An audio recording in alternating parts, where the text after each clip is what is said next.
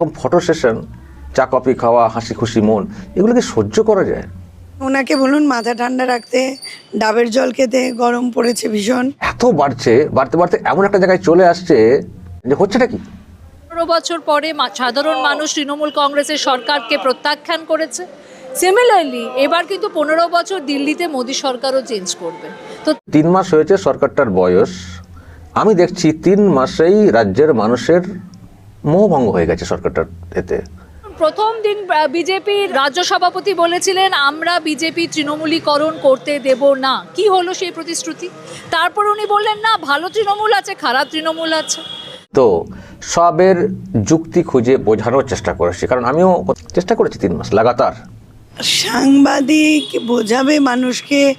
এখন দেখুন by election লড়ছে কিনা, খবর নিন, 2-3টে সিট খালি আছে। কারণ সাংবাদিক তখনই বোঝায় যখন তার ইলেকশন লড়ার সময় আসে।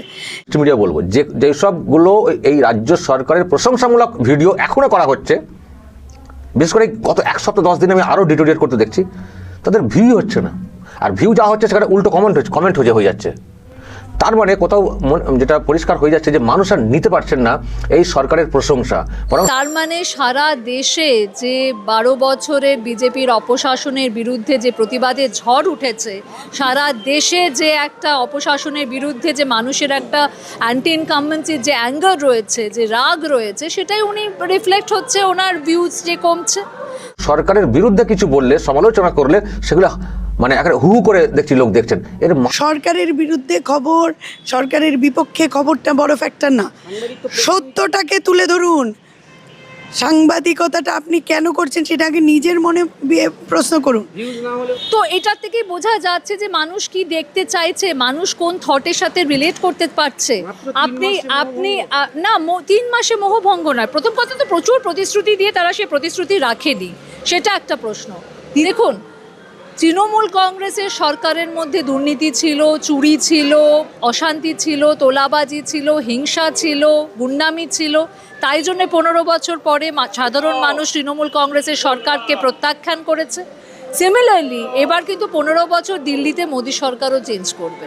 তো তাদের বিরুদ্ধেও প্রচুর রাগ রয়েছে, প্রচুর প্রতিবাদ রয়েছে, প্রচুর অভিযোগ রয়েছে।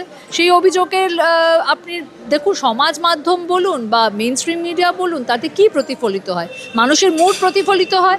আর গদি মিডিয়া দিয়ে টাকা খাইয়ে আপনি মেইন স্ট্রিম মিডিয়া হাউসকে কিনে নিতে পারেন, কিন্তু সমাজ মাধ্যম একটা এমন ইম্পর্ট্যান্ট আর পাওয়ারফুল টুল যে সেখানে যদি আপনি আপনার কথা রাখেন তাহলে সেই কথা সাধারণ মানুষের কাছে পৌঁছেই যায়। আপনি না 3 মাসে মোহভঙ্গ নয়। প্রথম কথা তো প্রচুর প্রতিশ্রুতি দিয়ে তারা সেই প্রতিশ্রুতি রাখেনি, সেটা একটা প্রশ্ন। দ্বিতীয় কথা হচ্ছে, আপনি যদি আজকে বলেন এই সামনের রাস্তাটা না লন্ডনের রাস্তার মতো, আমি কি মেনে নেব? মানবো না। না, যদি আমি না দেখি প্রগতি কোথা থেকে আসছে, প্রগতি কোথা থেকে হচ্ছে, শুধু প্রোপাগান্ডা করে, শুধু পাবলিসিটি করে, শুধু ইভেন্টস করে আপনি একটা সরকারকে সাকসেসফুল সরকার বানাতে পারবেন না। সেই সরকারে সেই সত্যিকারের ইন্টেনশন থাকা উচিত, কাজ করার ইন্টেনশন থাকা উচিত। সেই সরকারের উচিত মানুষের সাথে এঙ্গেজ করা, মানুষের কোথায় কি অসুবিধা হচ্ছে সেটা বোঝার এবং সেটার একটা প্রতিকার করা। বিজেপিতে যে তৃণমূলীকরণ হচ্ছে সেটা নিয়েও প্রশ্ন হচ্ছে। দেখুন, কথা বলছেন যে রাজ্য সরকারকে প্রশ্ন করলে বা সমালোচনা করলে তার ভিউজ প্রচুর হচ্ছে, কি করবেন উনি এখন বুঝতে পারছেন? দেখুন, ওনাকে বলুন মাথা ঠান্ডা রাখতে, ডাবের জল খেতে, গরম পড়েছে ভীষণ। তো আগে নিজে ঠিক করে নিতে বলুন। দেবেন, উনি প্র্যাকটিস করছেন। হ্যাঁ, যে উনি প্র্যাকটিস করছেন যে ভাই আমি কোন বাইটটা দিলে রাজ্য সরকারের বিরুদ্ধে বললে না সপক্ষে বললে এটা ভালো হবে, টিআরপি যাচ্ছে।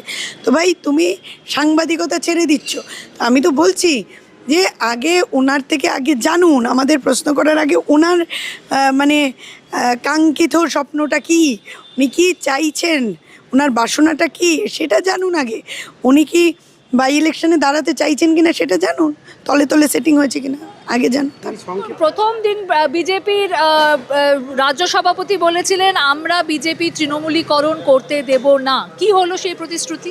তারপর উনি বললেন না, ভালো তৃণমূল আছে, খারাপ তৃণমূল আছে। তারপরে এখন বলছেন যে তিনি তৃণমূলের যে 20 জন সাংসদ যারা কিনা অ্যান্টি বিজেপি ভোটে জিতে পার্লামেন্টে গেছে, এখন নাকি তাদেরকে উনি এনডিএতে নিয়ে নিয়েছেন। হয়তো কালকে দেখা যাবে তারা সরাসরি বিজেপিতে জয়েন করেছে। আমার তো খারাপ লাগে সেই বিজেপি দলীয় কর্মীদের জন্যে যারা প্রথম দিন থেকে বিজেপি ঝান্ডা নিয়ে, যখন বিজেপির কেউ ছিল না, 3জন বিধায়ক ছিল বা একদম শূন্য ছিল বিজেপি, তখনও যারা বিজেপির হয়ে আন্দোলন করেছে, আমার তো তাদের জন্য খারাপ লাগে। আমাদের 4টে পিলার, 4টে স্তম্ভ এখন खतरे में है। শুধু হিন্দু खतरे में है না, শুধু অধিকারীজি खतरे में है না, কারণ মুখ্যমন্ত্রীও তো খাতরেতে আছে, ওনার পিএ খাতরে মে হ্যাঁ।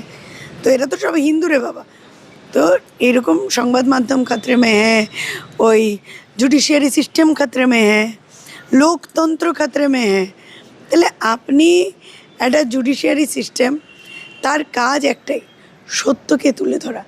আজকের দিনে দাঁড়িয়ে এই ভারত ছাড়ো আন্দোলন যেদিন সংগঠিত হয়, সেই দিন একজন নারী, একজন মহিলা, উষা মেহতা, উনি ওই রেডিও সম্প্রসারণের মাধ্যমে ব্রিটিশদের বিরুদ্ধে লুকিয়ে গান্ধীর বার্তা মানুষের দুয়ারে দুয়ারে পৌঁছে দিয়েছিলেন। আজকের দিনটা সেটা মনে করিয়ে দেয়।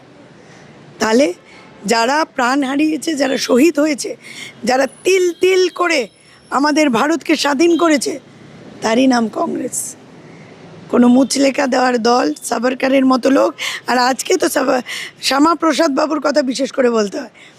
এই দিনটি ভারত ছাড়ো আন্দোলন, যাকে উনি উচ্ছৃঙ্খলতা আর নাশকতার সাথে তুলনা করেছেন, এই শ্যামাপ্রসাদ বাবু, যাকে নিয়ে এই বিজেপি নিজের আখের গোছাতে ব্যস্ত। আরে ভাই, কত ব্রিটিশের তাবেদারি করেছেন, তার ইতিহাসটা একটু তুলে ধরুন, যে কি করে আজকের দিনটা কিভাবে 1947 সালে আমাদের স্বাধীনতাকে ত্বরান্বিত করেছে, এটা সবাই জানি। আর এই রকম কিছু শ্যামা পোকার উপদ্রব তখন এত হয়েছিল, তারা বারংবার চেয়েছে কিভাবে আমাদের স্বাধীনতাটাকে পিছিয়ে দেবে, যাতে ওরা বলতে পারে যে ইয়ে আজাদি ছুটা হয়।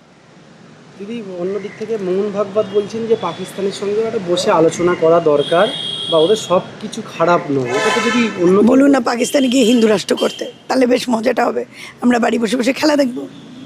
সংবিধানটা তো কংগ্রেসেরই করা।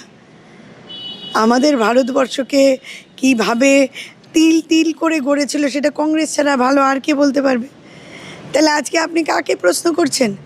এইটাই গিয়ে ওই যারা গায়েব পার্টি, কখনো পার্লামেন্ট থেকে গায়েব, কখনো প্রেস বাইট দেওয়ার জন্য সামনে আসতে সাহস পাচ্ছে না। তো আমার বক্তব্য, ওই গায়েব পার্টি থেকে আপনি জিজ্ঞেস করুন যে তোমরা যেই সংবিধানটাকে অবমাননা করছো, যে গণতন্ত্র লোকতন্ত্র কংগ্রেস দিয়েছিল তাতে আঘাত আনছো।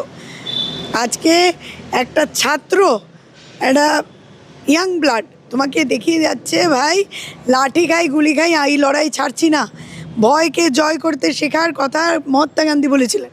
আর আজকে এটা আমাদের শিখিয়ে দিতে হয়নি, সময় শিখিয়ে দিয়েছে যে এখনও যদি রুখে না দাঁড়াই, তাহলে ওই সবকা সাথ খুদকা বিকাশ না, কঙ্গনা কি সাথ আর ওই স্মৃতির বিকাশ, এই পার্টি আস্তে আস্তে করে আমাদের ভারতবর্ষটাকে শেষ করে দেবে। এখন তো সায়নী জুন মালিয়ারাও গেছে। চলচ্চিত্র সিনেমা হচ্ছে, ফিল্ম ফেস্টিভ্যাল দেখবেন আপনারাও যান, খবর করুন। খালি যাত্রা পার্টি হলেই হলো, এক যাত্রা পার্টি এখানে ডুবেছে, এখন আরেক যাত্রা পার্টি ওখানে।